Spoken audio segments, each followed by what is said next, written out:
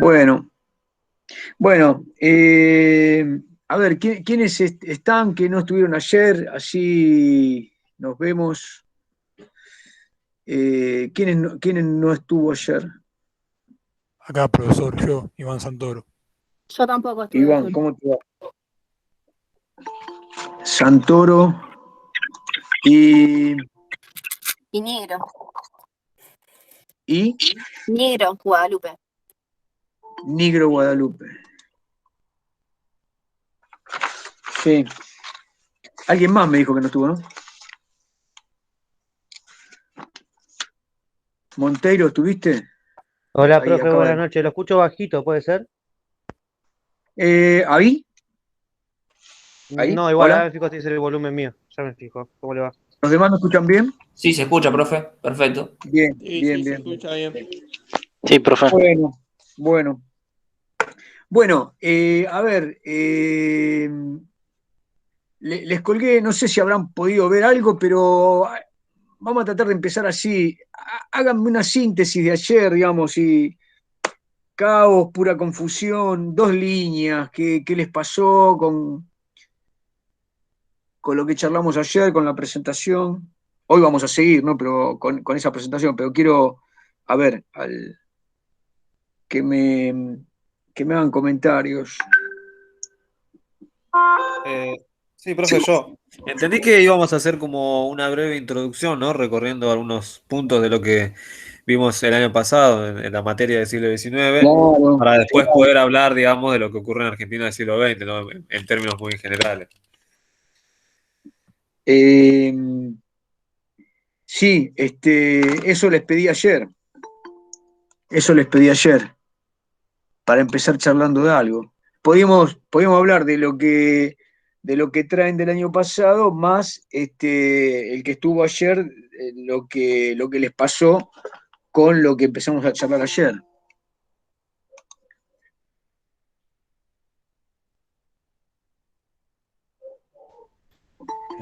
Bueno, sí, en realidad, yo le digo la verdad, no sé los demás, pero me está costando arrancar. Siento que quizás todos los meses que estuvimos afuera me, me dejaron medio fuera de la pista. Es como que a partir del momento en que lo hablamos empiezan a recordar temas que he visto, pero me parece que todos estos meses no me ayudaron demasiado.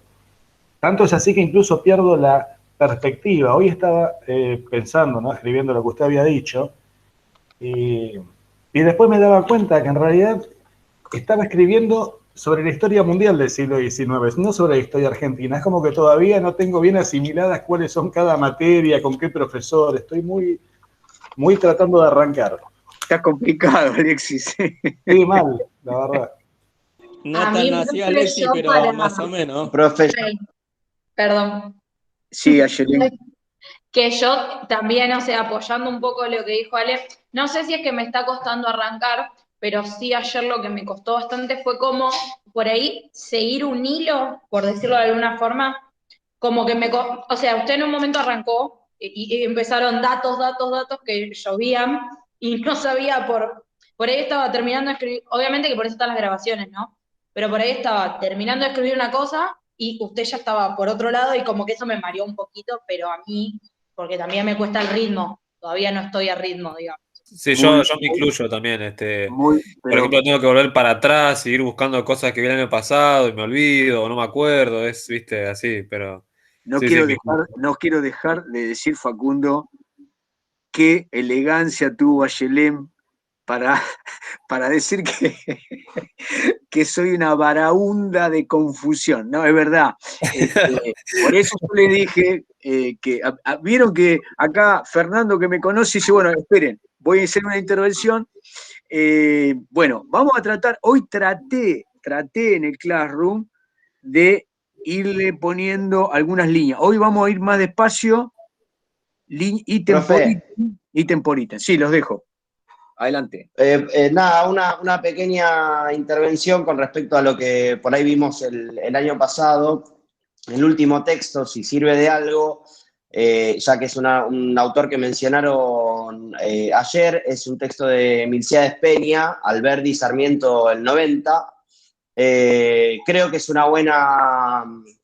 un buen resumen, digamos, de cómo se va configurando la matriz estatal y la relación de la oligarquía con esa matriz, con esto que Milciades Peña habla de una suboligarquía gestora, digo, de cómo ese conflicto del roquijuarismo con la oligarquía terrateniente en el 90 quizás pueda ser un buen puntapié para encarar la historia del siglo XX, sobre todo por esto que mencionabas ayer de la sistemática, del endeudamiento sistemático que nos transcurre lamentablemente como Estado, digo, como nación. Bueno, les hago, gracias Maxi, muy bueno. Les hago una apreciación personal con algún fundamento sobre el tema de la historiografía trotskista.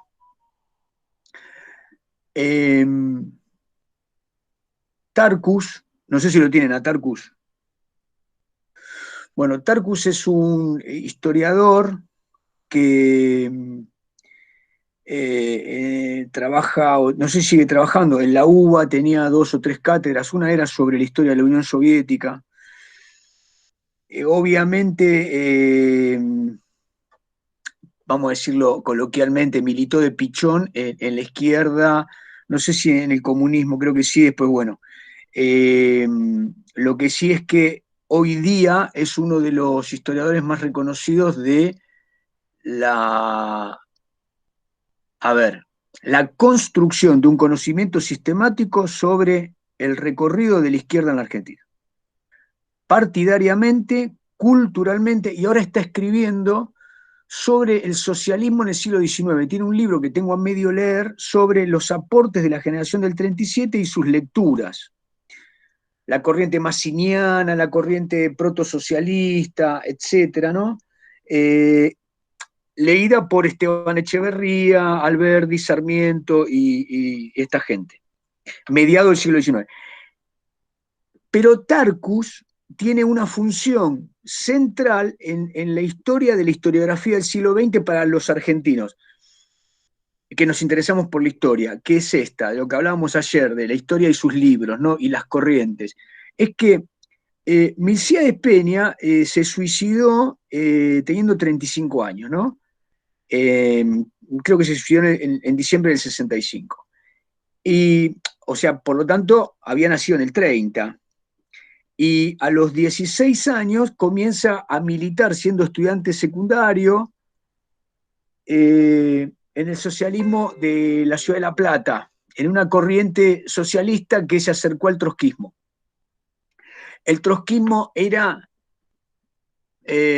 pequeños grupúsculos, ¿no? Pero desde el socialismo de la escuela secundaria terminó haciendo una tarea al tiempo con Nahuel Moreno. El nombre, Nahuel Moreno, el nombre estelar, digamos, ¿no? Como líder político, era Hugo Bressano. Fue uno de los líderes del trotskismo hasta su muerte, que creo que fue, si no me equivoco, fines de los 90, principios del 2000, por ahí. Bueno, para decirlo fácil, si ustedes ubican a Santucho, líder del RP y del, bueno, el PRT, el Partido Revolucionario de los Trabajadores, lo hicieron, lo fundieron, Santucho por un lado del norte, y Nahuel Moreno, Bressano, por el otro. Un joven que trabajaba como discípulo de Nahuel Moreno era Milciades Peña, escribiendo, porque desde muy chico, en su historia familiar terminó viviendo con unos tíos, y el tío, digamos, lo llevaba a una biblioteca. El tipo creció en una biblioteca, era un autodidacta, un tipo muy inteligente, y escribió un formato, escuchen la palabra, fascicular de historia argentina. No le podemos dar el recorrido de Milciades Peña de introductor al siglo XX. Lo digo con todo respeto, se los digo más. Trabajé sobre la historia del trotskismo y particularmente sobre la historia de Moreno y Milciades Peña. y en algún momento estuve enamorado de la intuición histórica de Milcea Espeña. Lo que dice Maxi es, Milcea Espeña es recuperado por ejemplo, por historiadores profesionales como Rouquier, que dice, este tipo entendió que había una suboligarquía parasitaria, que lo que hacía era pedir préstamos en Europa y lo que se quedaba era una tajada importante. Y el capitalismo agrario argentino ahí tiene una particularidad. Pero digo, esto, en el tratamiento de los libros de Milcea Espeña, es un logro que cuando uno ve todo el texto de Milcea Espeña, digo, desde que retoma las tesis de Moreno, para mí Milcea Espeña es una historia periférica de la izquierda que se puede leer paralelamente con la historia de Ramos, ¿no? Del Colorado Ramos, con la de Puiggrós y la de otros, ¿no? Les nombré a Tarcus. Para mi gusto, si uno quiere entrar por la historiografía de la izquierda, tendría que ver cómo Tarcus introduce a Peña. ¿Cómo introduce Tarcus a Peña? Los libritos de Peña eran usados por toda la militancia de los 70 para estudiar historia. Los que estaban en el trotskismo y eran más reactivos leían a Peña, que era muy radical. Peña es profundamente antiperonista, hasta es profundamente antiobrerista, porque a los obreros peronistas los trata con bastante desprecio en sus trabajos. Y en los libros de Peña se toma, escuchen bien, Milcea Espeña toma a Alberdi como el verdadero centro de la interpretación de la construcción nacional. Esta es la particularidad de Peña. Enfrente de Peña, y con los que Peña discute, son fundamentalmente el Colorado Ramos y Puiggrós. Peña los desprecia, porque están compitiendo por el mismo lector. Finalmente, a lo largo de los 70, hasta mediados de los 70, los libros de Peña eran como algo que se pasaba de mano en mano en las escuelas de cuadro. Todos los grupos de izquierda que crecían hacían una lectura histórica, o en los libros del Colorado Ramos, los nacionalistas de izquierda, o la izquierda nacional, como quieran, o en el peronismo de izquierda, los de Puiggrós, o en el radicalismo trotskista, con Peña. Y los comunistas leían a Leal, o leían a Agosti, otra estructura de texto. Todos tienen una corriente histórica que en realidad es una interpretación de las luchas de clase, donde se discute al peronismo dentro del debate de la lucha de clase. Con esto que le estoy diciendo, es una segunda o tercera línea de lectura antes de entrar a los textos históricos. No estoy diciendo que Peña no sirva, digo que uno no puede entrar al estudio sistemático con Peña. Por eso van a encontrar que nosotros no le vamos a dar a Peña como primer lectura, va a figurar como lectura complementaria, y a los que le interese particularmente la historia de la izquierda, yo les recomiendo que empiecen a leer a Tarcus. Tarcus tiene, lo último que sacó es con la beca Guggenheim, sacó un diccionario ordenado alfabéticamente de toda la militancia de la izquierda, desde los peronistas hasta el ultratrotskismo. Es decir, uno encuentra a todos los militantes, fines del siglo XIX hasta los años 90, un libraco. Y después hay muchísima, pero ¿por qué me metí en esto, no? Porque me gusta, pero ubicar a Peña, me parece que lo tenemos que ubicar, como dice Maxi, ese concepto me parece muy interesante, pero ese concepto lo recupera Murmis, Portantiero, lo recupera, como les dije, Rouquier y otros historiadores profesionales. Bueno, ¿qué más? ¿Quién recuperó algo? ¿Se puso a escribir, buscó?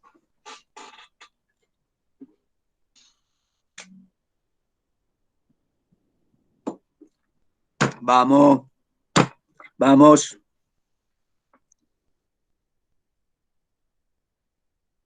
Nadie.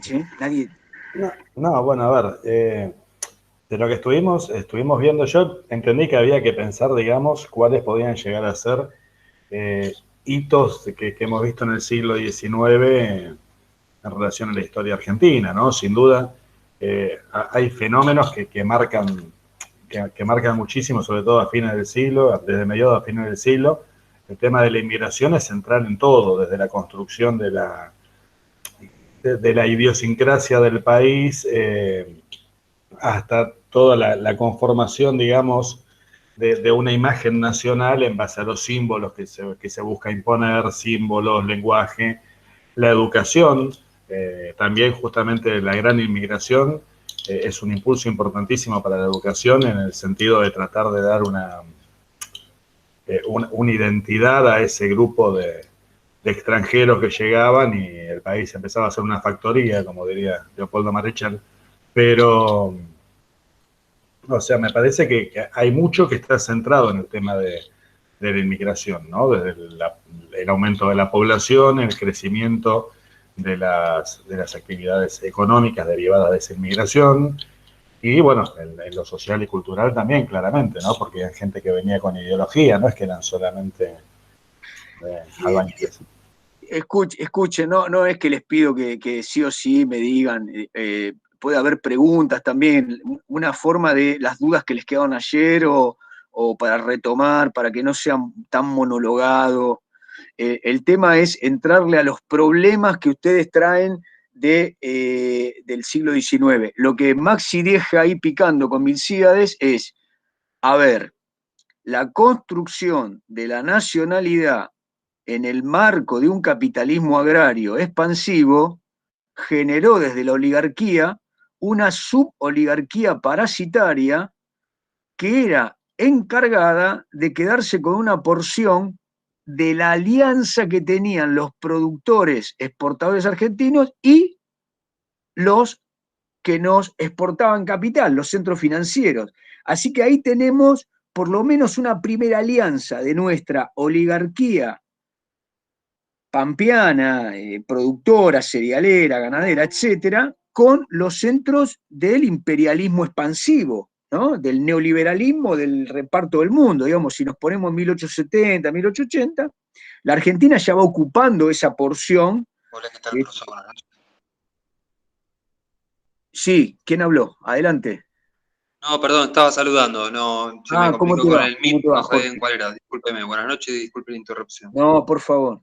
Bueno, a ver, les hago alguna pregunta. Miren, hay un texto que el año pasado me daba vueltas en la cabeza. Bueno, finalmente es un poco complejo introducirlo, no lo vamos a introducir. Lo escribieron hace unos años, lo iba a escribir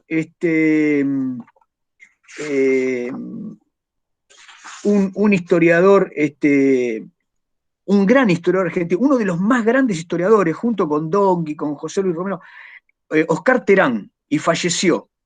Resulta que Carlos Altamirano, gran historiador, Carlos Altamirano, para que ustedes sepan, fue pareja de Beatriz Arlo, digamos, cuando los dos eran maoístas, los dos eran chinos, es decir, militaban en el comunismo maoísta. Los años 70. Bueno, entonces, Carlos Altamirano es uno de los mejores historiadores de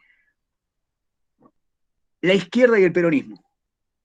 El peronismo y la izquierda, esos vasos comunicantes. Es un historiador cultural y junto con Beatriz Arlo escriben uno de los volúmenes que nosotros vamos a ver sobre la historia del pensamiento argentino del 43 al 73. Muy bien. Carlos Altamirano se había juntado con Oscar Terán para hacer un texto que lo tengo acá, se los muestro, se llama La Argentina como problema. La Argentina como problema. Y yo dije, encontré el libro, este es el libro para empezar las cátedras todos los años. Bueno, Terán se murió y Altamirano lo compiló con Gorelick. Hay muchísimos artículos sobre los principales problemas considerados por estos historiadores ejes del desarrollo histórico nacional. Entonces, los anoté como para comentárselos, ¿no? En algunos puntos coincido, en otros no. Pero, obviamente que le voy a discutir yo a estos ñatos, ¿no? Pero, por ejemplo, ellos plantean grandes problemas en el tradicionalismo y el republicanismo. La Argentina todavía no lo resolvió. Tradicionalismo, republicanismo. Cosmopolitismo y nación. cosmopolitismo, nación. Buenos Aires y el interior. No está resuelto. Caudillismo, masas, país aluvial. Es decir, seguimos teniendo caudillismo con una relación con las masas y a la vez seguimos teniendo un país aluvial. Es decir, seguimos siendo atracción de pliegues inmigratorias, ahora con menor atracción. Nos convertimos en un país menos atractivo. Pero, digamos, desde que se detuvo la gran inmigración, digamos, después de la Segunda Guerra, si ustedes quieren, entre los 30 y los 50, seguía viniendo unas remesas cada vez con menor cantidad de europeos, pero siguieron viniendo.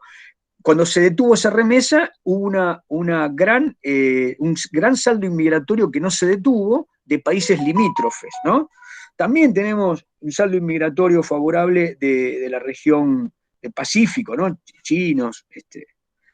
Pero fundamentalmente, acá se ve un país aluvial, es decir, aluvial quiere decir aluvional, ¿no? Que se va formando como sedimento de lo que llega, que está de cara al océano, al Atlántico, de cara al mundo, y un caudillismo y unas masas que se pueden unir a tradicionalismo. Después, otro punto que plantean es progreso y obstáculos. ¿Se acuerdan que hablamos ayer del eje progreso? Era con ustedes, ¿no? No, con primer año. Progreso. ¿En qué se abrazan el liberalismo y todos los marxismos frente al nacionalismo? En que el eje de la filosofía de la historia es el progreso. Para el liberalismo y para el marxismo en general, no hay forma de detener la dialéctica del progreso. En lo que cambian es en la matriz de relación, ¿no? Entre las consideraciones respecto del individuo, el colectivo, la producción, la lucha, etc. ¿Qué obstáculos tiene el siglo XIX para el siglo XX en la Argentina? Les hago preguntas en general, ¿no? Algunas creo que ayer Maxi dijo algo.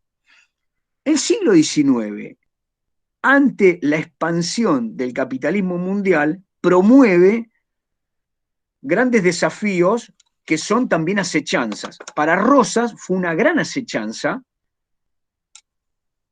abrir las vías del comercio con las potencias internacionales sin una negociación en condiciones de igualdad. Los ríos interiores no se navegaban. También para Rosas era un problema el debate respecto de qué producía cada provincia y qué ponía en la mesa de la nación. Entonces, Rosas resguardó el poder de los terratenientes productores en relación al puerto y desde ahí comandó una forma de unión preconstitucional, basada en pacto. Ahora, ¿qué soporte tenía ese tradicionalismo rosista? ¿Qué soporte productivo? Rosas estaba penetrado por la necesidad del vapor, entendió que venía una gran transición al vapor, o lo entendió Urquiza eso. Para mí Urquiza. Caseros, ¿no es el triunfo del vapor que Urquiza interpreta no se puede detener más? Y por eso se une a los liberales. Entonces digo, acá el tema Rosas y escuchen, el país pastoril premoderno es un debate. Caseros debe perder para nosotros el sentimentalismo de la batalla, ¿entienden? Lo que se jugaba ahí. Lo que se jugaba ahí era si Argentina abría finalmente las llaves del progreso, que para la Argentina era abrir los ríos, negociar, comillas, negociar las vías de una exportación sin límite y hacer una alianza con los que podían exportar capitales acá. Y además traer población. Entonces, si ustedes piensan, Alberdi, Sarmiento, Echeverría, Mitre, ¿qué cosas están diciendo? A las que se suma Urquiza son esas. Necesitamos tecnología, necesitamos capitales, necesitamos gente para trabajar y necesitamos abrir esto para venderle al mundo. Digo, ¿qué obstáculos tenía eso? ¿Qué obstáculos? Bueno, uno de los obstáculos es cómo se había distribuido y cómo se siguió distribuyendo el principal medio de producción de un capitalismo agrario. Cómo se estaba distribuyendo y cómo se siguió distribuyendo el principal medio de producción de un capitalismo agrario. Cómo se vendía la tierra o se acumulaba ese patrón. ¿Qué alianzas hubo entre los productores y con qué rango de capital esos productores se aliaban con los centros de poder? Ese es un punto. El obstáculo es latifundio. Grandes propiedades que tenían un obstáculo contra la tecnología. Eran poco permeables al ingreso de la tecnología. No obstante, la Argentina fue extensivamente un gran productor, pero ahí tenemos un obstáculo. Bueno, hubo otros obstáculos. Por ejemplo, siguen hablando los autores. Otro ítem es clase dirigente, burguesía, oligarquía. Uno de los hitos de muy remanidos de la cultura popular es, por ejemplo, Mircea Espeña lo toma. El problema de la Argentina es que el peronismo ocupa un vacío dejado por la burguesía. El peronismo fue, a ver cómo decirlo, el peronismo fue un olvido, una suspensión de las tareas burguesas. Lo que no había hecho la burguesía, tratando de establecer un marco de negociación con los productores, lo ocupó el peronismo. Resolvió ese problema. Y respecto de la oligarquía, bueno, la podemos ver como la clase, si ustedes quieren, aliada al capital imperialista de una manera tan anquilosada que no permite que ese neocolonialismo se transforme hacia otro tipo de negociación. Para decirlo, a ver, en el marco teórico general, según los marxistas, en general, en cada país, para que se diese una revolución democrático-burguesa, la burguesía tiene que desplazar a las clases tradicionales de su poder. Las clases tradicionales guardan el prestigio, el nacimiento y la tierra. ¿Pasó en la Argentina que la burguesía desplazó a los sectores oligárquicos? ¿Hubo una burguesía con ese carácter? ¿Qué tareas le cabían en la Argentina a la burguesía? La industrialización, la introducción de tecnología. Ojo con esto, porque no es que yo estoy diciendo esto es así, estoy haciendo preguntas. Hay muchos autores que discrepan, ¿eh? Por ejemplo, les doy un caso. Calculo que ustedes capaz que leyeron a Roy Ora. Escribe un textito y muy interesante sobre la economía, la historia de la economía en el siglo XIX. Y Bellini y Corol escriben un texto de economía del siglo XX. Bueno, Roy Ora dice, ojo con pensar que en el campo argentino, que en el ámbito de la producción rural no hubo inversión. Hubo inversión, hubo riesgo, hubo trabajo burgués. Y entonces hay muchos autores que dicen, ojo, en el campo, en el área rural, hubo muchos niveles de burguesía. ¿Entienden? Ojo con pensar el campo de manera unívoca, ¿no? El campo, la oligarquía. Ahora, lo que tenemos que tener nosotros es un paneo. ¿En qué lugares hubo distribución del medio de producción rural? ¿Con qué grado de tecnología? ¿Cuáles fueron esos límites? ¿Cuáles fueron las relaciones entre el Estado y esos prestadores intermedios? Por ejemplo, la gente que traía, los intermediarios que traían inmigrantes y pactaban con la provincia a generar una colonia agrícola. Los que traían capitales, ¿no? Bueno, en fin. Bueno, obstáculos. ¿Qué obstáculo le puso? ¿Qué obstáculo le puso la geografía al avance tecnológico? El riel. ¿Cómo? ¿Entienden? La discusión del ferrocarril es un obstáculo fundamental. Uno lee a Ferrer y Ferrer dice, los que producían a más de 1000 kilómetros de la capital no tenían forma de llegar al puerto, al verdadero mercado, Buenos Aires, sus alrededores, a traer vino, o aguardiente, o cueros curtidos, porque el traslado por esos caminos era tan tortuoso, con tantas pérdidas y con tantos días, que el valor era infamemente pobre y perdían contra las importaciones. Entonces, la infraestructura es fundamentalmente para un país tan extenso, con tan baja población, un obstáculo. ¿Cómo lo vencemos ese obstáculo? Bueno, el ferrocarril. El ferrocarril es uno de los nombres de la transición del siglo XIX al siglo XX. ¿Y de qué manera? ¿Y de qué manera? El principal ítem de la inversión británica en la Argentina es ferrocarril.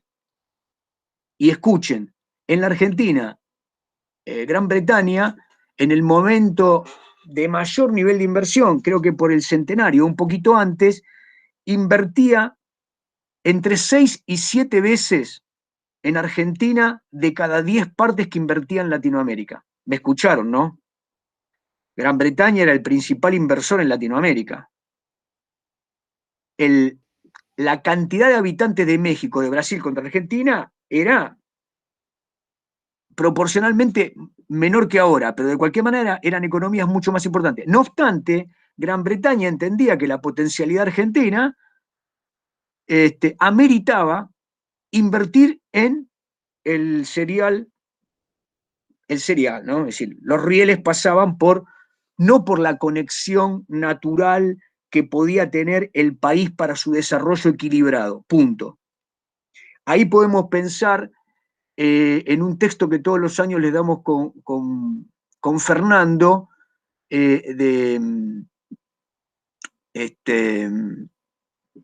del Bicentenario, que plantea una comparación entre... José Nun. ¿Al de José Nun te referís? El que plantea la comparación de los ferrocarriles entre Argentina y los demás. ¿De quién? Repetime, Fer. José Nun. Nun, bien. Lo tienen a José Nun, Secretario ¿no? de Cultura. ¿Lo tienen a José Nun? José Nun fue secretario de Cultura del kirchnerismo entre 2005 y 2007. Preparó... Sí, creo que un poquito más también. Sí, creo que 2 o 3 años. Preparó el Bicentenario, sí, por ahí hasta 2008, ¿no? ¿No fue que se murió hace poco? Murió hace poquito. Uno de los intelectuales más brillantes que tuvo la Argentina. Brillantísimo. Me acabo de enterar que se murió. Claro. Bueno, en el texto sobre el Bicentenario, lo que dice José Nun es, en términos de progreso y de los obstáculos, si a veces la propia organización de la concepción de la clase dirigente no es el propio obstáculo. Entonces, por ejemplo, uno puede pensar de qué manera países como Estados Unidos o Canadá unieron sus regiones productivas, en forma radial o en forma de red. De qué manera los canadienses recibieron su inmigración. Inmigración, 2 puntos, propietarios, 2 puntos, ciudadanos. Usted viene a Canadá, muy bien. Se tiene que ser ciudadano. Si se hace ciudadano, va a recibir 40 acres de la mejor tierra, ¿no? Del mediano oeste. Estoy jodiendo, pero quiero decir, esta condición de ciudadanía más propiedad del medio de producción estableció un marco de lo que nosotros podíamos llamar una clase media rural, ¿no? Tan meneada por los yanquis también, ¿no? En el caso el autor también plantea un poco, perdón Juan que te interrumpí. Adelante, no, adelante. Me parecía muy importante destacarlo.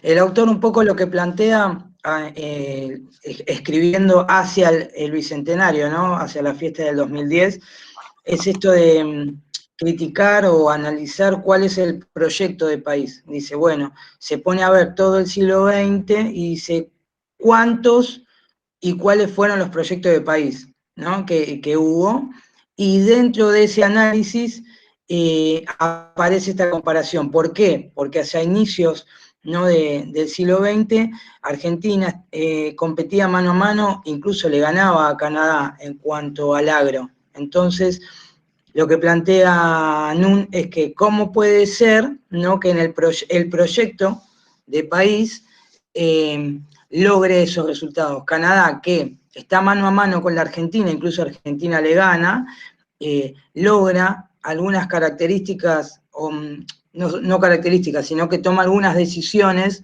algunas impuestas y otras propias, que logran ese proyecto superador que Argentina no. Los trenes son uno. Ustedes piensen que las vías de tren en Canadá van de oeste a este, todas horizontales, y después tienen, después más adelante en el siglo XX, hacen las verticales y tienen todo el país, se puede llegar en tren a todos lados. En cambio, Argentina se puede llegar a Buenos Aires desde todos lados. Entonces, esa, dice, es la principal causa de que el sistema no funcione. Sí. ¿Puedo hacer una consulta al respecto? Sí. No estoy familiarizado con el texto, sí entiendo que el tema es claramente así, sobre todo con... Pero mi consulta es, ¿no tiene que ver estrictamente con con el coast to coast, esto con el costa a costa? Que tener la salida al Pacífico y la salida al Atlántico es lo que permite que un país pueda atravesar o que en realidad sea rentable que la vía férrea atraviese de costa a costa un país, y que en realidad al nosotros no tener salida al Pacífico realmente no es viable hacer una inversión de esa magnitud para salir al Pacífico cuando no tenemos salida al Pacífico, básicamente, y el único puerto de salida siendo Buenos Aires. Cobra, digo, cierto sentido que esté más centralizado y que no tenga este aspecto más de red, sino que sea prácticamente esta dirección única hacia el puerto de Buenos Aires. Sí, Es una sí, no, sí, está sí, muy bien. No, incluso, bueno, en el texto no plantea, digamos, muchas soluciones, plantea más preguntas, digamos, ¿no?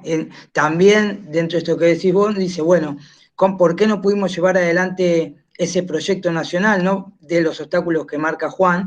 Esto de que también, si vamos a los inicios del siglo XX, la Argentina no es lo que es hoy. Por eso también hay que avanzar sobre la Patagonia. En el norte tampoco tenemos territorios totalmente, digamos, nacionalizados. Entonces, implica analizar esto que decía Juan, los obstáculos de la infraestructura, pero también la geografía, también el ingreso de las migraciones, incluso sí, ya te dejo, incluso los pueblos indígenas que encontramos y digamos, esa conexión con el mundo criollo, cómo se convierten también de alguna manera en obstáculos para lograr ese proyecto nacional. Sí. Sí, Ernesto. A ver, por lo que yo tengo entendido y he leído algo, o sea, por ahí estoy equivocado, ¿no?, con lo que voy a decir, pero con respecto a lo que comentaba Juan y a lo que comentabas vos, Fer, el tema de la diferencia, entre otras tantas, de Canadá con Argentina, viene desde los anales. ¿Por qué? Porque con el ejemplo este que decía Juan recién, de que un ciudadano, o sea, vos ibas a Canadá y te daban, lo mismo pasa con Estados Unidos. Vos vas a trabajar allá, sos ciudadano y te dan un pedazo de tierra. Allá te dan un pedazo de tierra. Acá, el pedazo de tierra, y esto viene desde la época de la colonia y un poco más adelante también. Sobre todo en el tema de la conquista del desierto. ¿Quiénes se repartían las tierras en la llamada conquista del desierto? ¿Se lo daban se los dieron a los inmigrantes? ¿O se lo repartieron entre los mismos gentes, entre los mismos terratenientes y oficiales del ejército argentino? Y con respecto a eso, también es el tema de los trenes. Si uno se fija bien cómo son las líneas férreas, digo bien, hasta la llegada de Carlitos I, eran todas las salidas de las grandes estancias hacia el puerto de Buenos Aires.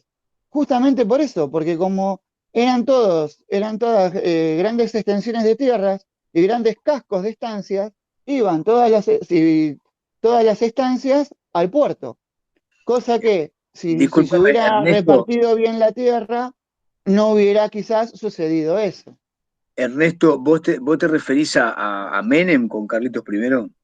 Claro, cuando dijo un ramal que para, ramal que cierra. Y ahí ya se terminó todo, se terminó de desmantelar Claro, el, pero nosotros el Ernesto, ferrocarril.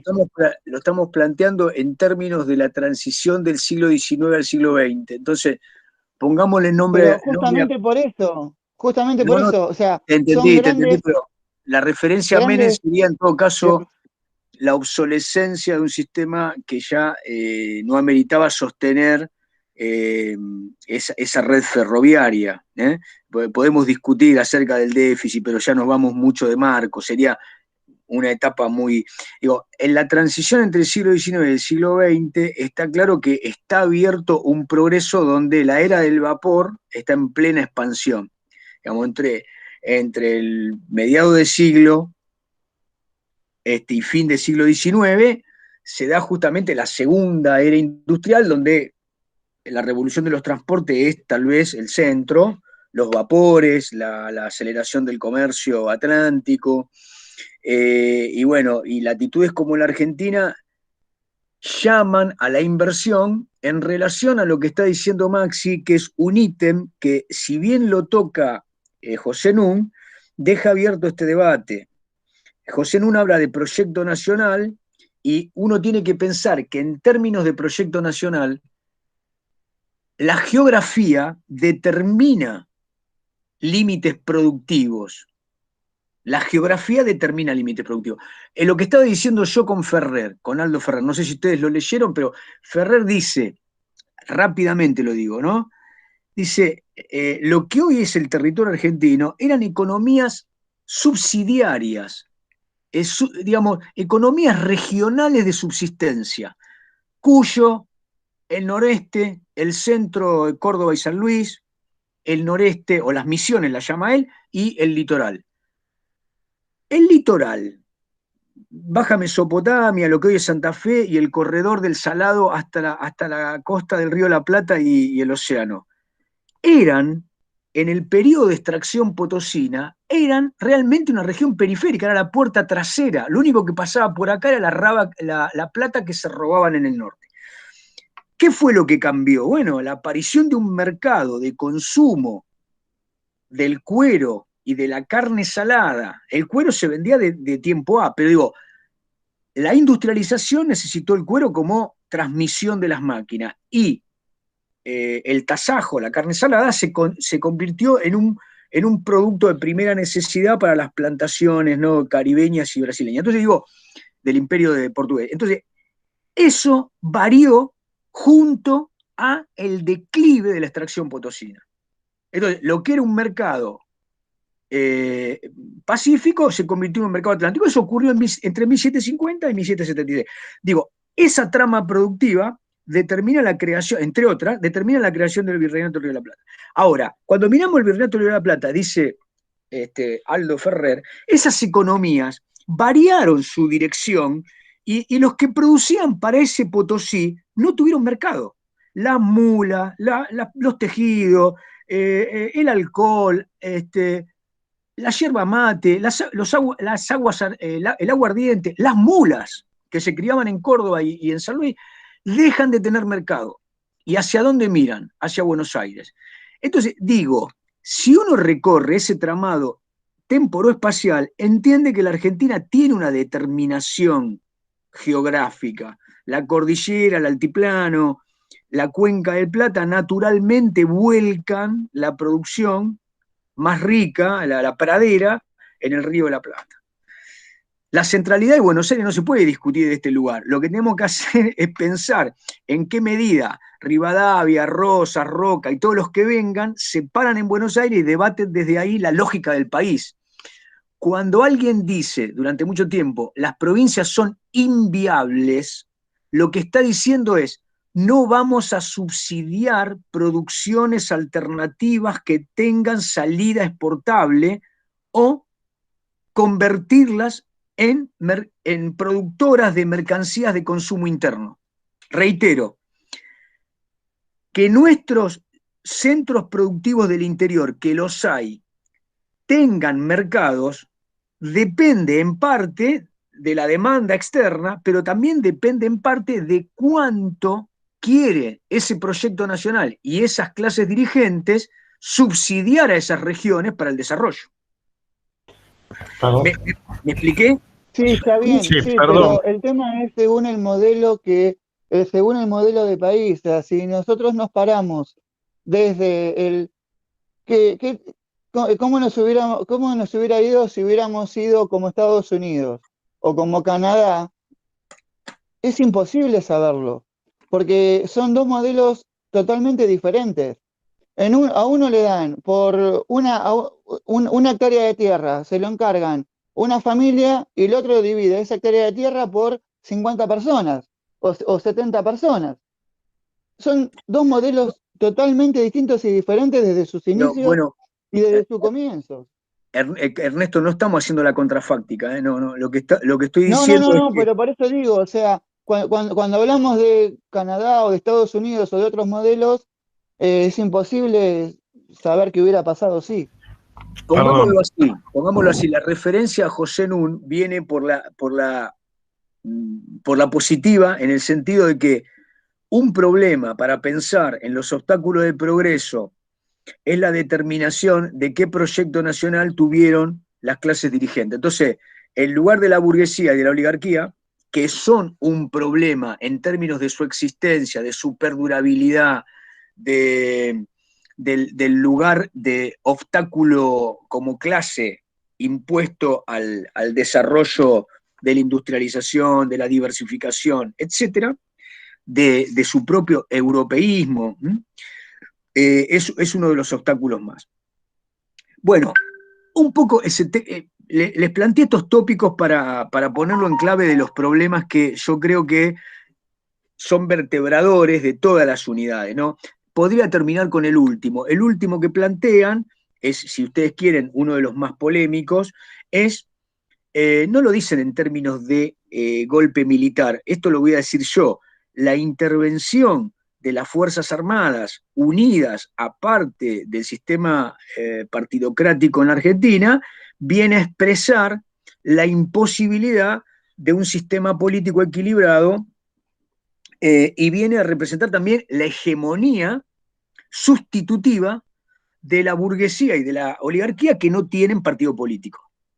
Entonces, digo, la razón de que tuvimos golpes militares y que tuvimos militarismo, necesitamos explicarla como un problema perdurable en la Argentina. Y unido a eso, el último tema que plantean los autores es el de peronismo y democracia. La eterna disyuntiva respecto de democracia real o democracia formal institucional, si ustedes quieren, ¿no? ¿Qué debatimos cuando debatimos el sistema republicano como un formato que se enanca en el demoliberalismo? ¿Y qué decimos cuando establecemos el pautado del peronismo como continuador del tradicionalismo caudillista, que establece que las masas tienen una vinculación directa con el líder, con el jefe, y que esa relación es plebiscitaria, y que las instituciones intermedias cobran menor valor determinante en el andamiaje gubernativo, ¿no? Lo pongo así, después lo vamos a desarrollar largamente. En el tablón del Classroom yo les dejé a ustedes unas líneas que le van mostrando una forma de esquematizar uno de los grandes problemas que yo les acabo de señalar, que es el de la intervención de las Fuerzas Armadas, los mal llamados golpes militares, intervenciones, si ustedes quieren, cívico-militares, que hicieron que entre 1930 y 1984, 83, 84, tuviésemos una era militar. El siglo XX tiene una era militar. Ahí hay que explicar ese problema. ¿Cómo es que la ciudadanía argentina convivió con un militarismo politizado o con políticos que asumían la necesidad del militarismo interventor? ¿Entienden? Ese es un problema que atraviesa todas las unidades a partir del fin del irigoyenismo, atraviesa los 30, los 40. El propio Perón es integrante de una intervención en el 30 como oficial menor, no dirigente, y en el 43 es el que genera un golpe militar, pero llamativamente, tanto en el 30 como en el 43, como en el 55, lo que algunos llaman golpe, intervención nociva contra la ley, otros lo llaman revolución, es decir, intervención liberadora. ¿Cómo? ¿Dónde nos paramos? ¿Lo del 30 fue un golpe o fue una revolución? Media Argentina pensaba que había que hacer una revolución, igual que en el 43. Perón mantuvo el 4 de junio durante mucho tiempo. Perón creía que el 4 de junio era una revolución, no un golpe. Los peronistas no recuerdan eso, pero el 4 de junio fue una revolución. Y está escrito, el 55 para la burguesía antiperonista fue una revolución. La revolución libertadora. Fue un golpe asesino. ¿Entienden lo que digo? Ahí tenemos, más allá de la empatía que tengamos con alguna otra opción, ahí tenemos un problema histórico. Desentrañar ese problema atraviesa los periodos y las unidades.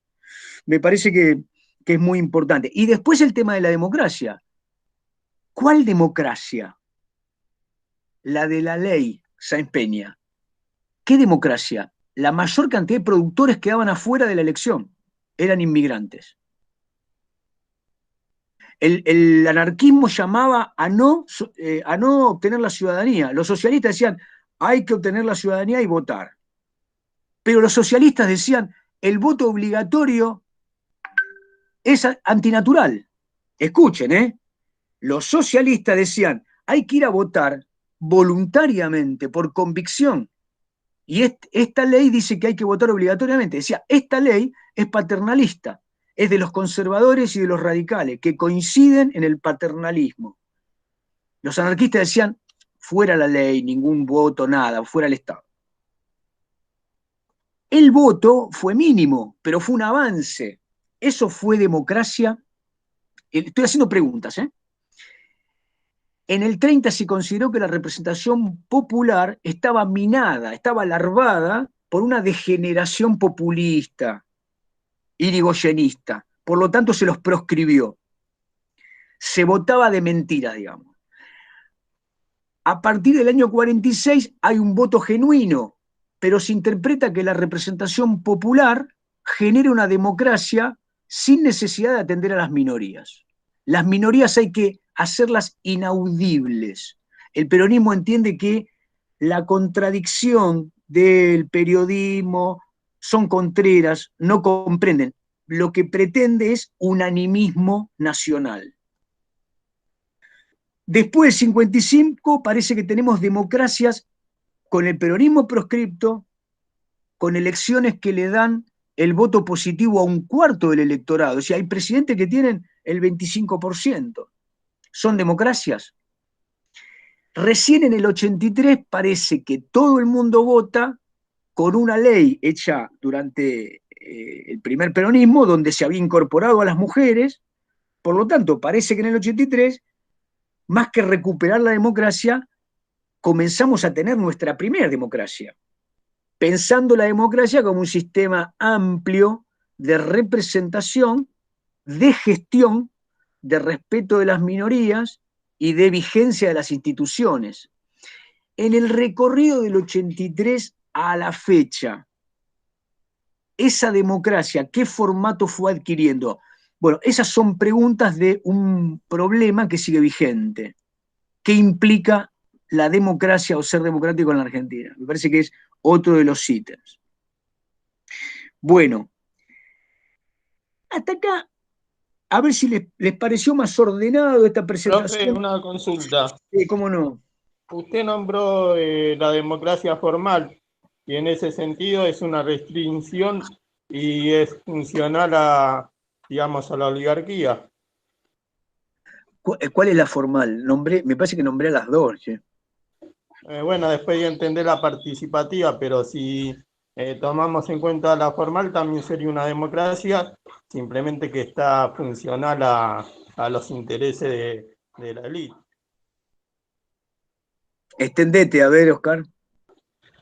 Este concepto lo tengo como de política, problemática jurídica y ciudadana, de que, digamos, existe una democracia, pero la popular estaría siendo la participativa.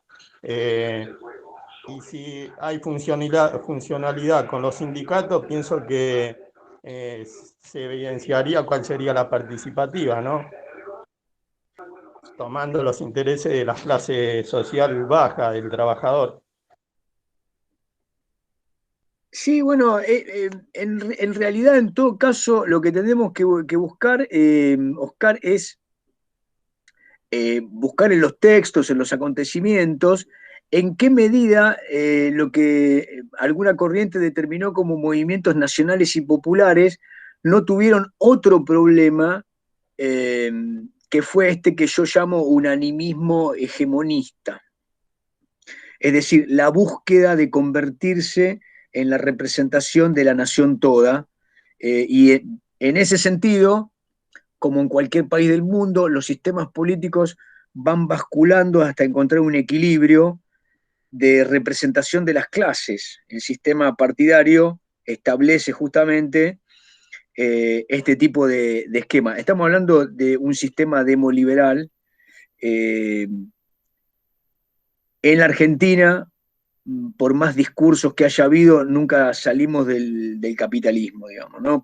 Lo que podemos discutir es un problema al interior de la historia económica, que sería en qué periodos hubo mayor grado de estatismo, de presencia del Estado en las determinaciones y en las regulaciones de las relaciones económicas. Pero creo que estamos de acuerdo. Después lo vamos a ver en el puente que hay entre el irigoyenismo y el peronismo, y creo que no hay movimientos con tanta potencia que no sea después el kirchnerismo, en el sentido de la representación y la perduración de la representación de las, como decís vos, de las clases populares, ¿no? Frente a, digamos, las clases dominantes. Bueno, hasta acá, ¿cómo va? La veo a Valeria, que tiene el termo delante y tiene la mano en la cara así, está diciendo, ¿por qué me pasa esto? No, lo que entiendo o asumo es como este múltiple de frentes para entender la historia, ¿no? Que nombraste historia mundial, economía, política, ideología, concepciones. Recién venimos de una clase de símbolos, ¿no? Con Viturro, que creí que era un poco como más llano. No, pero va a haber, pará, quiero presentar algo, pero mirá, no me olvidé de abrirlo, si será posible. Bueno, lo voy a explicar, a ver si, esperen un cacho, a ver.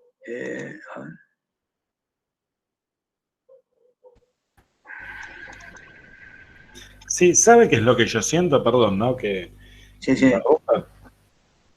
a veces es como que, por lo menos en estas clases, en la última clase, ayer, hoy, es como que estamos haciendo un vuelo de pájaro, recorriendo toda una serie de temas, y por ahí para los que no somos demasiado pajariles y necesitamos a lo mejor un camino más claro y más sistemático, es como que vamos haciendo un recorrido demasiado amplio, y hay un momento en el cual te perdés. Ojo, ni siquiera sé qué apuntar, no sé si me explica. Voy apuntando frases sueltas que después no estoy seguro de que tengan realmente sentido cuando las vuelva a leer después y me haya olvidado exactamente lo que usted dijo en el momento. Escuchen, pierdan la voluntad, por ahora pierdan la voluntad de anotar. Lo que les digo es, estamos presentando la materia Historia Argentina del siglo XX a partir de las grandes problemáticas. ¿Entienden? Me parece que nos tenemos que parar ahí. Este nivel de vertebración de la materia es más difícil, sin lugar a dudas, es más difícil. Pero quédense tranquilos, es un consejo bastante estúpido. Vamos a ir encontrando el carril poco a poco, digamos. Lo que sí quiero es que a lo mejor impacte lo que les digo en lo que ustedes traen.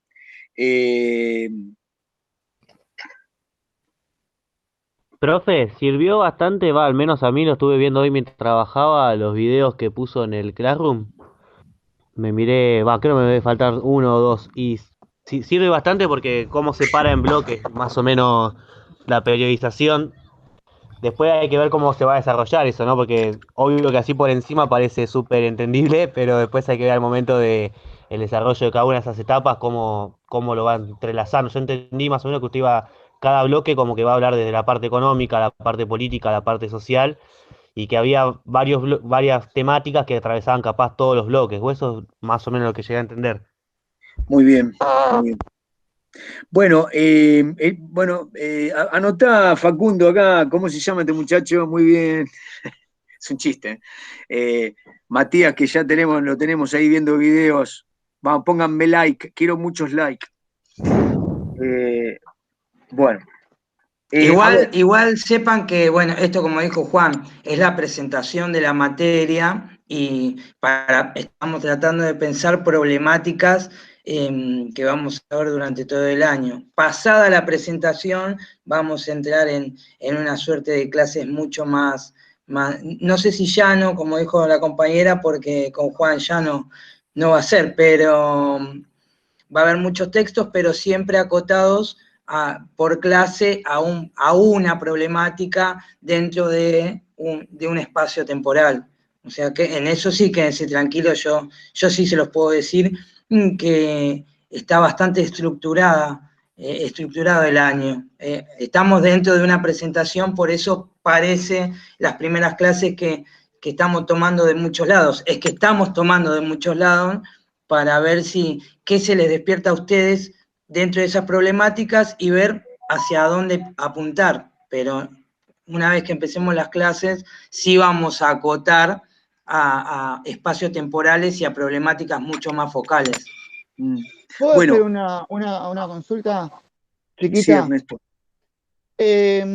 Referido a lo que vos habías pedido para hoy, no sé si ya como me enganché tarde, no sé si ya lo habían tocado el tema. Estamos en eso. No, bueno, justamente algo había comentado Alexis hoy con el tema de la inmigración, y yo de la inmigración finales del siglo XIX, principios del siglo XX, y yo lo tomé como para averiguar o ver si lo vamos a tocar el tema e investigar, etcétera, etcétera. El tema del movimiento anarquista con la inmigración, o sea, estaría todo relacionado, ¿no? La inmigración, el movimiento anarquista, la Patagonia rebelde y la forestal, que me parece como dos momentos, si bien uno es en el norte de Santa Fe y el otro es en Río Negro, son como que dos momentos ahí que me gustaría ver si lo llegaríamos a ver o a tocar o por lo menos a charlar un toque. No, escuchen, después vamos a charlar de cada unidad, lo que les dije, la estructura y la dinámica fáctica, bueno, va a ser un poco más ajustada que otros años. Igual, escuchen, le digo porque es así, esto es así. El año pasado, la última clase a la gente de cuarto se la mandé en diciembre. Hice una clase sobre el kirchnerismo, introduciendo el texto y se la mandé grabada. Digamos, no vamos a dejar de ver. Ahora tenemos estos medios que nos van a permitir desarrollar todo. A mí me interesa que en esta presentación haya por ahí detonantes, por ahí yo lo hago muy caótico, respecto de lo que ustedes traen, o de lo que ustedes han leído, o de lo que a ustedes los anima, pensando el siglo XX, ¿entienden? Bueno, a ver, vamos a presentar organizadamente una problemática. En 20 minutos lo podemos hacer. El ítem que les puse en el tablón hoy es el tema productivo. A ver, un problema de la Argentina es que aún hoy, tenemos que mirar el mercado de Chicago para ver qué precio tiene la soja, y a partir del precio de la soja, el gobierno sonríe y piensa cuántos miles de millones de dólares va a recaudar más con las retenciones, y esas divisas van a compensar las importaciones que le piden por la otra ventanilla. Hoy día la Argentina, como durante las últimas décadas, tiene un equilibrio de hierro. Consigue divisas fundamentalmente con las exportaciones primarias. Cuando digo primarias, es mentira. Vendemos mucha soja, vendemos maíz y trigo, y también vendemos mucho más aceite de soja. Es una prensada, ¿no? Las aceiteras. Después tenemos filiales automotoras que exportan a Brasil, y muchos que producen partes en una forma de complementación industrializada de la petroquímica, de la siderurgia, pero fundamentalmente, con bridas, por ejemplo, pero fundamentalmente lo que más le vendemos a Brasil es esto. Entonces, la pregunta es, el desarrollo argentino está en suspenso. Si el desarrollo depende de dejar de ser primario para desarrollar una autonomía industrial, la Argentina está pendiente todavía del desarrollo. Somos subdesarrollados. Eso se entiende claramente, ¿no? Es un problema de la Argentina. Escuchen, nuestro ingreso per cápita hoy es el mismo de los años 70. La Argentina, para los foros mundiales del centenario, pensaban que Argentina iba a competir con los Estados Unidos como potencia productiva. Esa era la expectativa. Sabemos que las expectativas del capitalismo siempre son exageradas, especulativas y demás. No quita que la Argentina claramente perdió el tren de desarrollo capitalista. Este es un problema. Más allá de que lo piense y lo diga el peronismo, que lo diga la derecha corporativa, que lo digan los trabajadores, lo que está claro es que empíricamente la Argentina, en el marco capitalista, perdió posiciones. Y entonces aparece alguien y dice, no, pero el imperialismo, a nosotros nos jodieron más, y el FMI, somos unos pobres, estamos acechados por ese poder. Digo, a Chile le pasa lo mismo, Uruguay también está acechado, Australia. Profe, hay un punto en el que se da cuenta, en el que Argentina deja de estar compitiendo o queriendo competir contra Estados Unidos. Hay un punto en específico en el que uno dice, bueno, acá se vino todo abajo. Mirá, fue algo Natalia, más... lo que estaba diciendo es, Argentina nunca compitió con los Estados Unidos. Lo que quiero decir es que, para marcarte un hito, los Estados Unidos, que después de la Primera Guerra Mundial ya emparda a Gran Bretaña y se convierte, de hecho, en la primera potencia económica, para el inicio del siglo XX, muchos pensaban que la Argentina estaba en ese tren, no que iba a ser los Estados Unidos, pero que iba a ser una potencia, que iba a competir por el liderazgo de Occidente americano, y eso no fue así.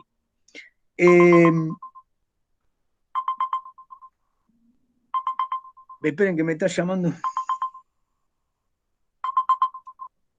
Dame unos minutos. Entonces, si el eje es este, tomamos este hecho, la Argentina sigue dependiendo del campo, y este era un hito que parecía descabellado. La Argentina tenía que tener un desarrollo con industrialización, con cierta autonomía, con la industria pesada, etc. Muy bien. ¿Cuál fue el problema en el desarrollo argentino? Entonces, bueno, tenemos que tener alguna diacronía de las etapas de la historia económica. Lo que les decía ayer, es imposible que desarrollemos el problema de la historia económica diciendo Perón fue bueno, Perón fue malo, Frondizi fracasó, el otro... No, hay problemas que son estructurales, que más allá de que haya 2 o 3 buenas gestiones, o que haya un salto en el mercado de los precios internacionales, no resuelve la estructura macro del desarrollo, de la tecnología, de la inversión a varias décadas. Entonces, en la Argentina tenemos este problema. Muy bien, entonces, veamos algunas periodizaciones. ¿Qué dicen los historiadores económicos respecto de la Argentina? Bueno, yo les iba a presentar una foto infame, que mejor que no la puedo presentar, que hice y que todavía no digitalicé, comparando. Bueno, un autor que vamos a tomar que compara en pocas páginas, hace una introducción del desarrollo en etapas de la historia argentina, es Mario Damil. Bueno, Mario Damil creo que trabajó un tiempo con Rapoport, que es otro historiador económico, que por ahí lo consultamos. Muchos de los gráficos que yo les voy a poner son de Rapoport. Para que ustedes tengan una idea, tanto Damil como Rapoport pertenecen a las escuelas economistas más cercanas a un equilibrio nacionalista, nacionalismo económico. Lo que vendría de la escuela alemana, de List, la escuela alemana. A lo mejor ustedes estudiaron para presentarle los opuestos, ¿no? Cortés Conde, Roberto Cortés Conde, es el mejor historiador liberal de la Argentina. Tiene toda la serie económica, pero es liberal. Y después tenemos otros historiadores muy buenos, como Gerchunov o Liach. En el caso nuestro vamos a tomar algunos textos más modestos, pues son más legibles, más cortitos. El caso de Roy Ora, el caso de Corol y el caso de Bellini. Muy bien. Entonces, lo que digo es, comparando estos autores, estamos comparando a varios. O sea, no es que estamos tomando solamente liberales o estamos tomando solamente a los nacionalistas económicos. Muy bien. ¿Qué dice Damil? Dice, la Argentina tiene, tomando el año 1880 hasta la actualidad, tres grandes etapas. Tiene una etapa de un Estado liberal, que lo marca hacia 1930, 1932, y ese recorrido es el triunfo de la economía primaria. La Argentina del boom, la expansión, el crecimiento sostenido. Como les decía ayer, crecimiento sostenido en base a qué dinámica. Bueno, la potencia de la producción primaria agropecuaria, exportadora. Ese crecimiento, ¿qué hace? Escuchen, la Argentina es un país poco poblado, con los 8 millones que tenemos a partir de 1914 y la extensión que tenemos, era un país de muy baja densidad, pero exportaba alimento para muchos millones de habitantes. Todo ese saldo exportable lo volcaba en mercados externos. Entonces, la etapa, vamos a hablar de mercancía, ¿no? La etapa del cuero, el tasajo, es reemplazada a partir de 1840, ¿se acuerdan? 1850, por la lana. Viene la etapa de la lana. No se deja de exportar cuero y tasajo, pero la lana supera. Pero a partir de los 60 a los 70, el trabajo sarmientino, sobre todo, gran prócer nacional, introduce la necesidad de la agricultura. Digamos, la agricultura es un proceso, dice Sarmiento, que afinca, por eso era un gran protector o promovedor o difusor de la idea de la colonia agrícola. Muy bien, las primeras remesas de saldo exportable de cereal fueron mínimas. Recién en el año 20, la Argentina equipara con los saldos exportables de cereal los saldos exportables pecuarios. La Argentina tiene gran producción y expansión en el ramo ganadero también, y vienen frigoríficos, y termina siendo después un equilibrio entre carne congelada, el famoso chile. Seguimos exportando cuero, exportamos también carne de cordero, obviamente la lana, etc. Y los cereales, maíz, trigo, lino. La Argentina compite como primer productor o segundo productor mundial con Australia, con Canadá, en todos los ítems, maíz, lino, muy bien. Ese crecimiento se da sobre la dinámica de la inversión de capital británica fundamentalmente, alemana y francesa, en todo el mecanismo de producción, comercialización, transporte marítimo y dinámica financiera. O sea, los bancos, los caminos, el acopio cerealero, las máquinas que vienen para roturar, para cosechar, las palas, todo entran por el puerto y se paga con saldos agropecuarios. La Argentina es un gran deudor, pero la expectativa de crecimiento, de expansión territorial, hace que nos sigan prestando. Hasta que tenemos crisis. En ese periodo tenemos dos gran crisis, 1889 y 1913. Grandes crisis que digamos, que vuelven al carril porque en realidad la Argentina sigue ocupando ese lugar de proveedor de materia prima. Y también porque los intereses del Imperio Británico, fundamentalmente, después de Alemania y también de Francia en menor medida, es sostener las empresas, después de los Estados Unidos, porque se van a convertir en el primer inversor en frigorífico, ¿no? Entonces, es sostener ese mecanismo en el cual ahora participan. Ese crecimiento hacia afuera, lo que generó, como les decía recién, es una fuerte dependencia. Argentina entra en los libros de economía por ser el país más dependiente del capitalismo externo. 7 a 8 partes de lo invertido en la producción son extranjeros. ¿Se entiende, no?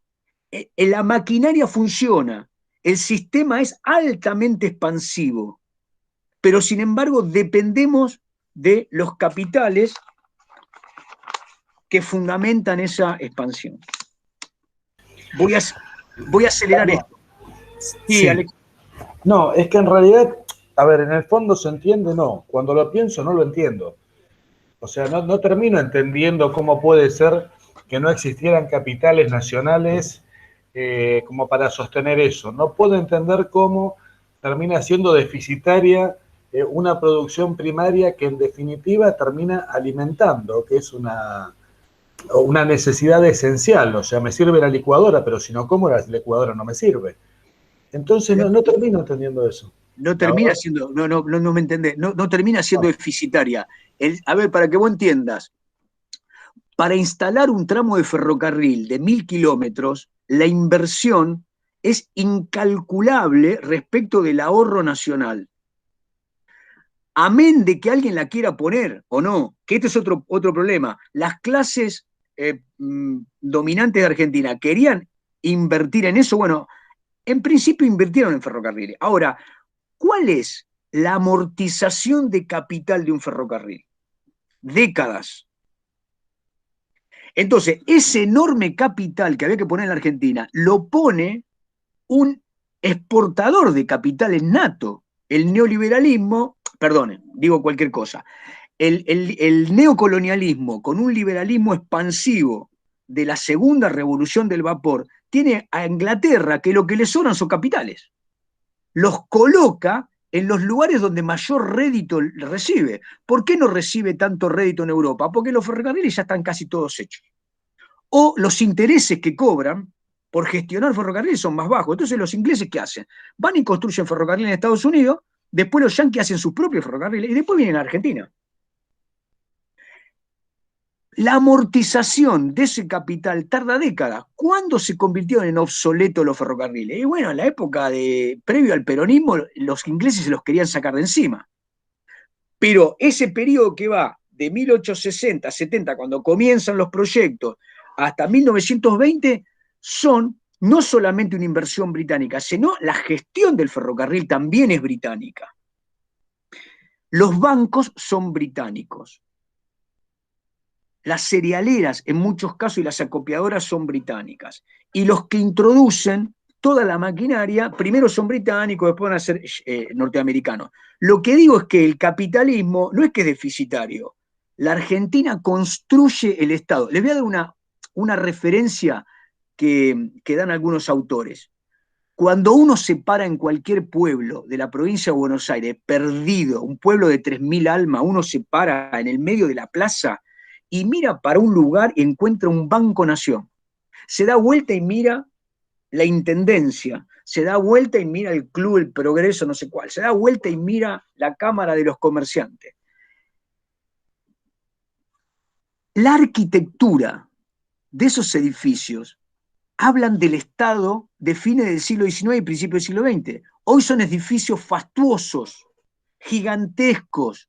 El ferrocarril argentino era una empresa que hablaba de una expectativa enorme. Esa expectativa, la Argentina la cubría como expandiendo su frontera agrícola. ¿Cuándo llegó el límite de la frontera agrícola? Algunos dicen alrededor de 1920 la Argentina no podía expandirse más. La expansión coincide con una necesidad.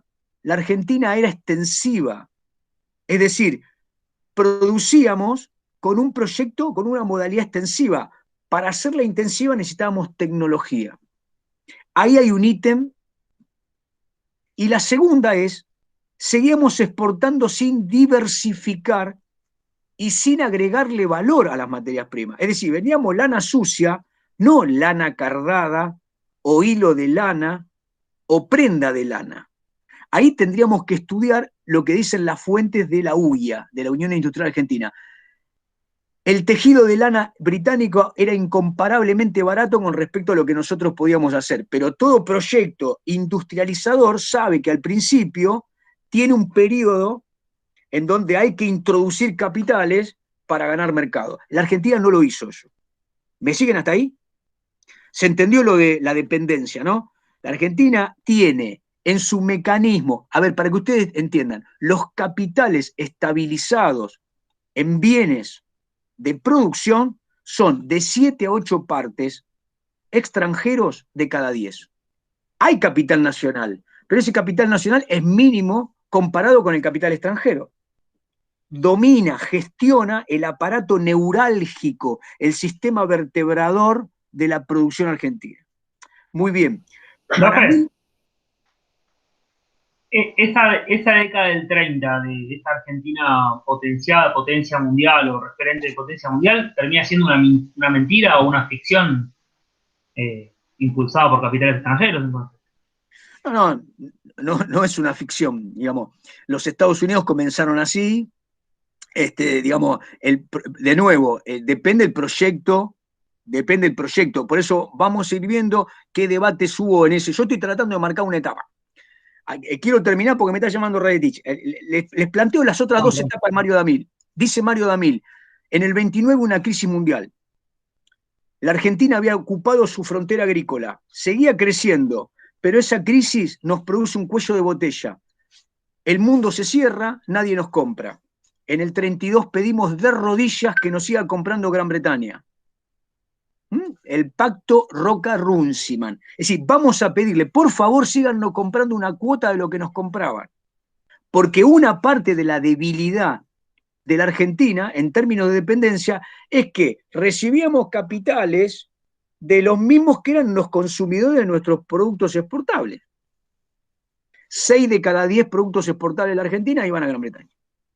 Muy bien, en ese periodo que el mundo se cierra, el capitalismo encuentra su fórmula mixta, aparece el keynesianismo en los Estados Unidos, la Argentina entra en un periodo de nacionalismo económico, el peronismo refuerza este sistema, y entonces tenemos un periodo de economía dirigida, con fuerte estatismo. El Estado crece, la industria crece,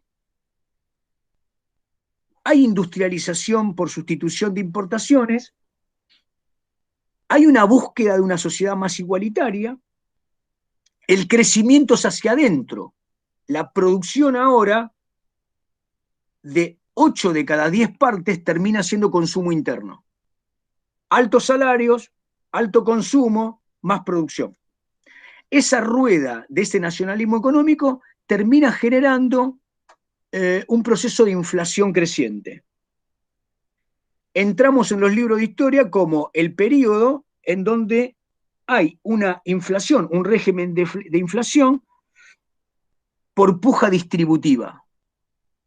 Este periodo termina en el 73 con la crisis del petróleo. 73, algunos autores marcan el 75, Damil marca el 75. El 75 es el año del Rodrigazo, cuando el peronismo del 73 elige dar un primer golpe, un shock, un programa de shock, 200% de aumento en las tarifas, fuerte devaluación, y esto después se continúa con la dictadura. Ahí Damil habla de un proceso de comienzo de la globalización financiera mundial, dominio del sistema neoliberal. ¿Qué sería un sistema de dominio neoliberal? Los estados mundiales eligen salir del estado de bienestar. La Argentina, entre el año 32 y el año 73, habían formulado un razonable estado de bienestar. El Estado ocupaba en sus funciones servicios que llegaban a sectores que antes no. Muy bien, el neoliberalismo lo que hace es hacer que el Estado se retire de esos servicios, abandone la inversión en educación, en servicios sociales, en sanitarismo, etcétera, etcétera. Entonces, en la Argentina, ese periodo va a ser un periodo de desindustrialización, fuerte endeudamiento externo, inestabilidad, y llegamos a los ítems más gravosos: desempleos de 2 dígitos, marginalidad, pobreza sostenida y creciente. Estas 3 etapas son 3 etapas macro donde se habla de los problemas económicos de la historia argentina. Uno puede llamarlo, de entrecasa, y con esto termino por hoy, el gran boom inconcluso o fracasado. Vamos a tomar a Casuseli. El boom que terminó. Pero sin embargo, ese boom nos dejó el principal legado exportador. La Argentina sigue viviendo de la exportación primaria. Sin la exportación primaria, Perón no podría haber tenido el IAPI. O sea, Perón sacaba del campo y hacía créditos baratos para la industria. Hoy día, les dije, sin la soja tendríamos graves problemas. Entonces, estas 3 etapas pueden ser una forma de ver el problema económico en diacronía. Después lo que vamos a hacer en cada unidad es desarrollar esto, obviamente con variables, con tablas, con un recorrido, con la explicitación del carácter que tuvo cada una de estas etapas. Esta periodización que les acabo de decir, la vamos a comparar el próximo miércoles con otras periodizaciones. Por ejemplo, con la del propio Aldo Ferrer, con la de Ora y Damil, con la de Ora y Bellini y Corol. Entonces, ahí podemos tener una primera línea que yo les planteé en el Classroom de hoy, ¿no? Problema económico, la producción, el consumo, ¿no? Me parece que todos los años tenemos un fuerte déficit en la historia económica. Un fuerte déficit. Sería bueno que ustedes le entren a este tema. Si hay problemas, avancemos. Si hay que ir a una clase de historia económica más básica, vamos a una clase de historia económica más básica, introducimos algún texto. Hay un librito que creo que lo vamos a seguir proponiendo, que es muy breve, que se llama El capitalismo argentino, de Aldo Ferrer. Yo lo voy a subir para que ustedes lo vayan leyendo. Es bastante fácil, recorre en pocas páginas la economía mundial capitalista y se vincula con una teoría de cómo Argentina pierde el tren del desarrollo dentro del capitalismo. Eso da algunas respuestas a algunas preguntas de lo que yo les acabo de plantear hoy. Con Damil. El miércoles que viene entramos en la apertura de estos autores que les dije, y mientras tanto creo que es más fácil, ustedes pueden ir mirando lo que les dejé del problema político. Miren esas periodizaciones, creo que sobre eso ustedes tienen algún recorrido como para decir algo la próxima. Me refiero a intervenciones militares, sistema político, etc. Bueno, disculpen que los deje así abruptamente, pero me está llamando Laura, creo que está reunida con la gente de programación. ¿Algo para terminar? ¿Alguna pregunta que no quiero que quede como...? Sí, profe, yo quería hacer una pregunta. Usted estaba diciendo que nosotros empleamos un modelo exportativo. ¿Ese incentivo para realizar digamos, una propia industrialización o semi no tiene que ver tanto con los costos lo que saco de lo que dijo, sino por ahí problema de capacitación, que no se pudo abandonar ese modelo. Es No, una mira, consulta. el problema de la exportación de todos los países es tener mercados. Y los mercados se resuelven en base a una demanda por calidad o una demanda por precios. La Argentina no es competitiva. Es competitiva en el agro. Vendemos los paquetes de plantar soja, se lo vendemos a todo el mundo. Sabemos muy bien cómo invertir y tenemos una economía, una topografía, una naturaleza, ecosistemas que nos permiten eso. Bueno, gente, me está llamando Laura. Les mando un abrazo. Chao, profe, hasta luego. Chao, profe, buenas noches.